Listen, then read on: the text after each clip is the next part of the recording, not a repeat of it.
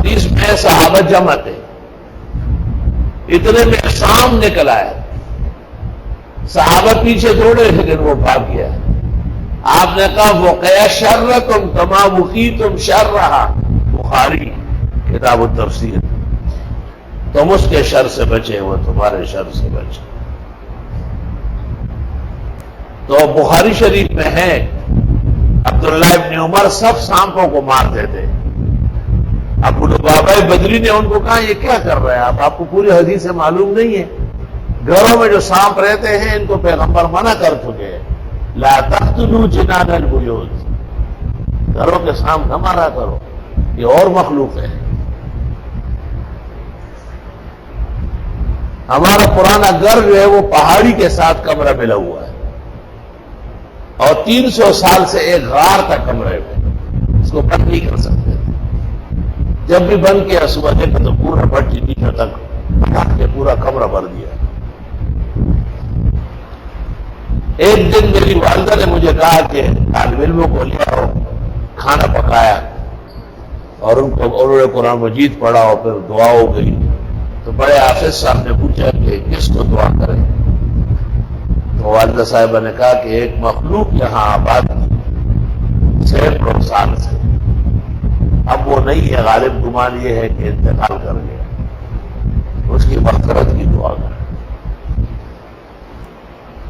عجائب و غرائب دنیا کے اندر، اور معلومات نہ ہونے کی وجہ سے بڑے علوم مٹی ہو جاتے ہیں۔ تو وہ بھی وہی جنان البیوت اصل میں، گھروں میں جو چین آباد ہوتے ہیں اور بہت زیادہ خیال رکھتے ہیں۔ مجھے ایک بیماری ہو گئی تھی، اسی رات دلیل خان کی شادی تھی، شکیل اور طارق کے والد تھی، اور ایک ڈاکٹر تھے میاں سید علی شاہ کاکا خیل، بہت گاؤں کے بادشاہ کی طرح تھے اور بہت بزرگ تھے۔ اس نے کہا کہ یہ بچہ بچ نہیں سکتا ہے۔ ایک پوری شیشی کاسٹیل کی قدار مانے اس کو مرشوا سے مڑکی بشی نا کیسے دے؟ کہا برف کے ساتھ دے۔ وہ برف جہانگیرے میں کہاں سے؟ تو اچانک وہ جو گلاس تھا اتنا بڑا، وہ دریا سندھ کے پانی کا وہاں رکھ دیا گیا۔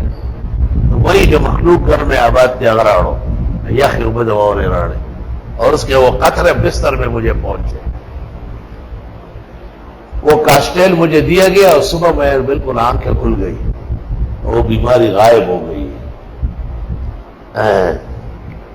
تو خال یہ واقعات ہوتے ہیں، لیکن لوگ اپنی بے بصیرتی اور بے شعوری کی وجہ سے اسے طرح دے کے خاک کر دیتے ہیں۔ ہم لوگ ان سے سبق لیتے ہیں۔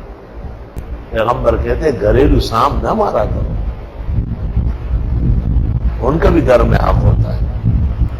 عموماً ہم سانپ سے ڈرتے بھی ہیں، سانپ کو مارتے بھی ہیں، اور وہ روایت بھی نقل کی گئی ہے من وجد حیۃ ولم یقتلھا لیس منی واذا قتلتم الحیۃ فدسوا راسھا ففیھا وقائع وغرائب ذکرھا القاضی بدر الدین شبلی فی کتابہ احکام المرجان فی غرائب الاخبار واحکام الجان۔